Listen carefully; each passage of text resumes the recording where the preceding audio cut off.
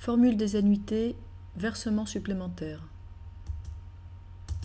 Un capital de 120 000 francs doit être constitué, au moment du dernier versement, par des annuités de 10 000 francs. Le taux d'intérêt est de 3% par an.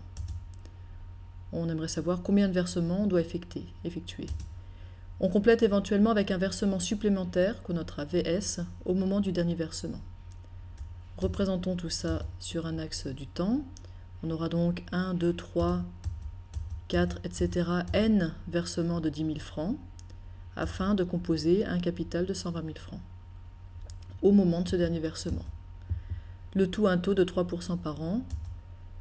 Comme on a plusieurs versements constants et réguliers, on peut appliquer la formule des annuités, qui va s'appliquer exactement dans le bon contexte, puisque on a la somme à acquérir, le capital final, qui est au moment du dernier versement.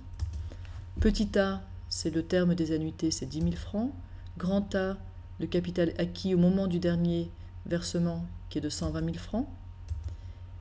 Le taux d'intérêt qui est de 3% par an, et N, qui est un nombre de versements annuels. Donc tout est bien cohérent, et on peut appliquer la formule des annuités qui nous donne, pour trouver le petit n égale log de a fois i sur petit a plus 1 sur log de 1 plus i. Une autre vidéo vous rappelle comment trouver cette formule à partir de la formule des annuités. Donc ici on remplace log de 120 000 fois 3% sur 10 000 plus 1, le tout sur log de 1 plus 3%, et on trouve à peu près 10,402. Le nombre de versements doit être entier, on ne peut pas faire 1,3 versements par exemple.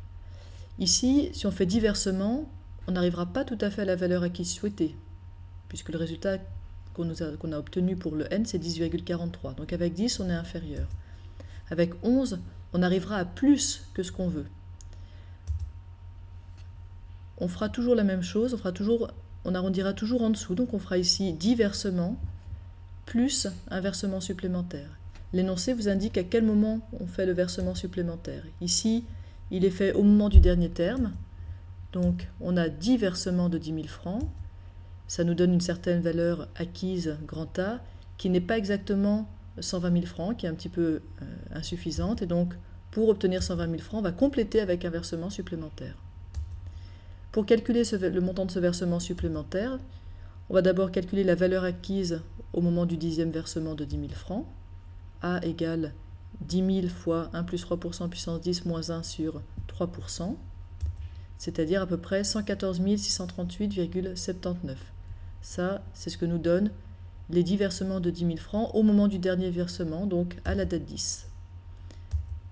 Justement, le versement supplémentaire, on veut le faire à la date 10. Donc on va faire ce qu'on aurait voulu avoir à la date 10, c'est-à-dire 120 000 francs, moins ce qu'on a effectivement obtenu à la date 10, c'est-à-dire 114 638,79. Et on trouve que c'est à peu près 5 361,21 à la date 10.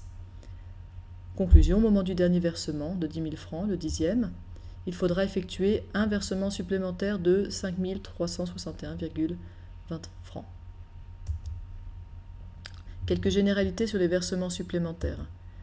La méthode générale, ce sera donc de calculer n à l'aide de la formule des annuités. Pour ça, il faut connaître tous les autres paramètres, donc le montant des termes, le grand A, la valeur acquise, et puis le taux d'intérêt.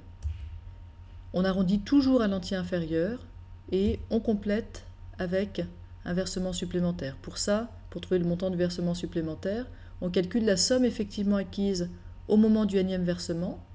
On sait qu'elle est insuffisante puisqu'on arrondit à n inférieur. Et puis, on actualise cette somme effectivement acquise et la somme souhaitée. On met tout à la date où se fera le versement supplémentaire. Après, on n'a plus qu'à calculer le versement supplémentaire qui est égal à la somme qu'on souhaite avoir moins la somme acquise. Mais le tout doit être mis et actualisé à la date où se fait le versement supplémentaire.